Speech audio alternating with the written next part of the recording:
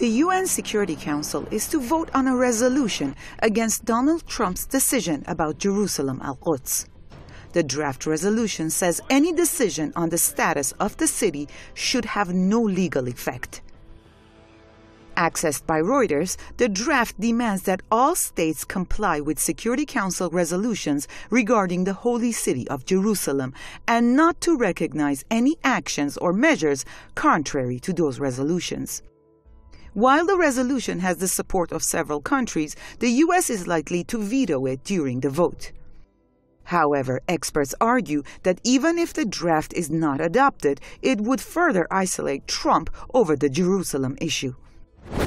The unfortunate and really counterproductive message that the Trump administration's decision has communicated to the entire world, that basically there is no real possibility of a two-state solution, and that the U.S. administration has clearly sided with the aspirations and the foreign policies of the Israeli state.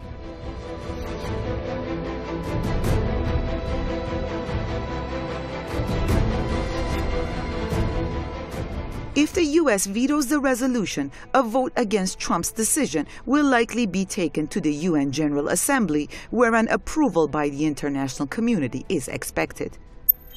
A majority of countries do not recognize Israel's claim to the whole of Jerusalem al-Quds, where several Christian, Muslim, and Jewish holy sites are located. Palestinians want the capital of an independent Palestinian state to be East Jerusalem al-Quds, which Israel captured and annexed in a 1967 war. Experts believe that Trump's move will seriously damage U.S. credibility before the international community. The credibility of the U.S. as a neutral force in this conflict between the Palestinians and the Israeli state has been undermined for quite some time, much longer than the current Trump administration. So the vote by the UN General Assembly to reject the move by the Trump administration is a further indication of how far the U.S.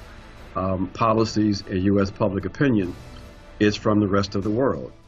Meanwhile, Palestinian President Mahmoud Abbas's Fatah faction has called for angry demonstrations next week to protest against a visit to Jerusalem al-Quds by U.S. Vice President Mike Pence.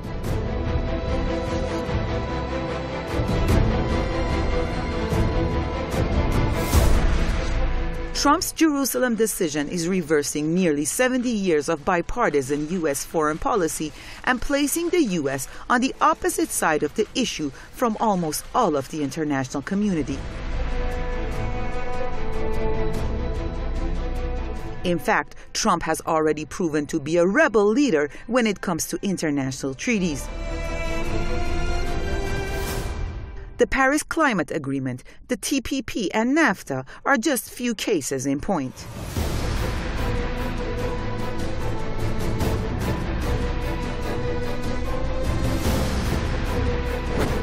The U.S. And the Trump administration continues to take positions that are counter to international public opinion and really counter to the interests of the global communities.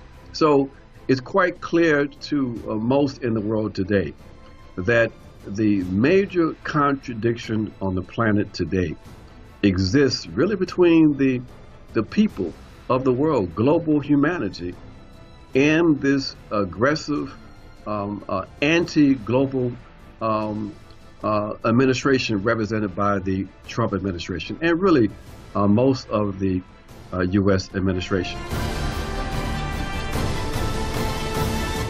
The ultimate result of Trump's reckless moves so far has been an incoherent position on many important issues, adopted seemingly to satisfy the president's campaign promises rather than anything else.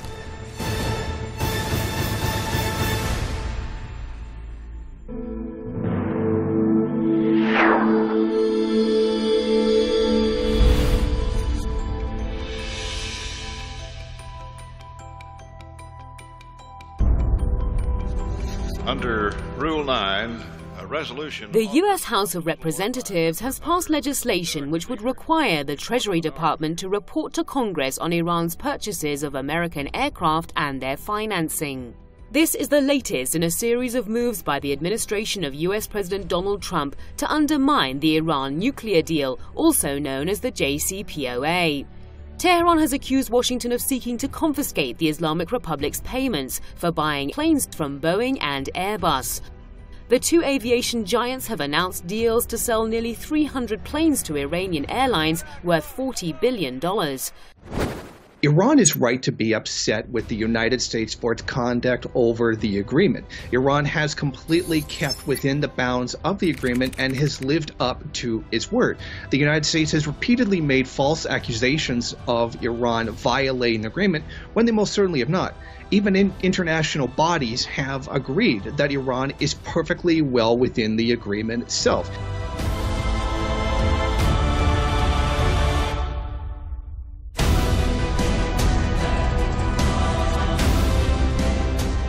The US is almost alone in its anti-JCPOA stance, and the other members of the P5+1 group of countries have strongly opposed Washington's proposal to renegotiate the agreement. They have also said the US cannot do so, as the JCPOA is an international deal and America is not the only party to it.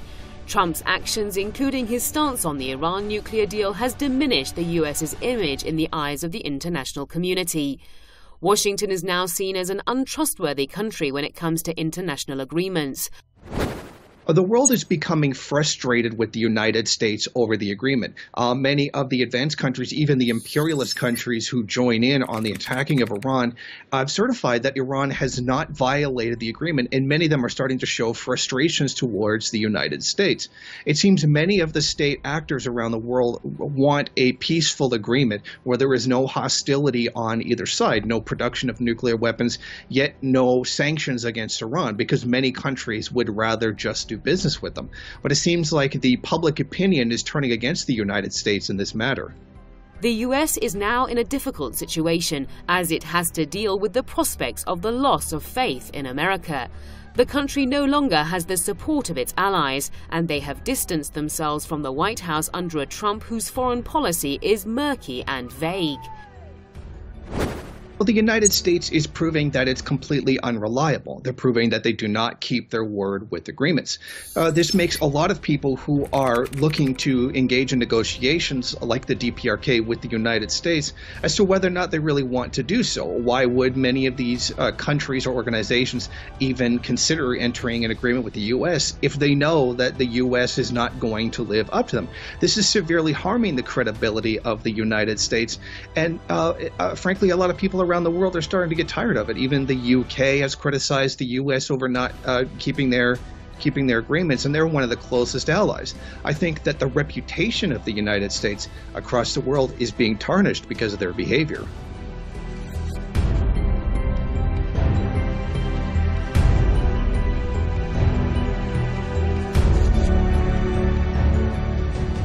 The US president's hasty moves on global issues, including the Iran nuclear deal, has cost the country dearly.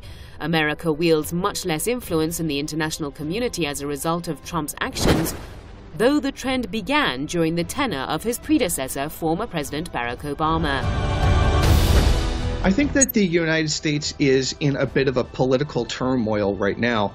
The country is being assaulted on many fronts with political unrest, not just from the people, but questions within the government itself as to the conduct or even the legitimacy of the presidency of Donald Trump. There are many forces inside the U.S. government that would like to see a peaceful agreement between Iran and the United States, and that these continual lies against Iran are causing internal hostilities which may become very destructive towards the presidency of Donald Trump. As Washington's influence wanes globally, Russia is filling the gap in different parts of the world, most notably the strategic region of the Middle East.